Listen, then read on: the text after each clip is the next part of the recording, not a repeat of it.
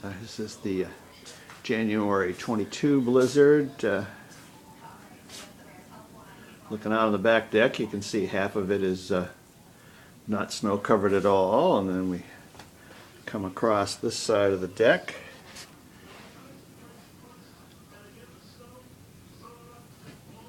We can see what things look like out there. I don't have any particular desire to go out there today, even though it is my half birthday, and of course we would normally be out there doing the normal half birthday celebrations.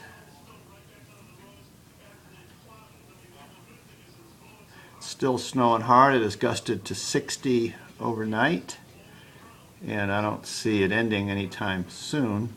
Very hard to tell how much snow there is because there's no snow in some places and lots of snow in other places.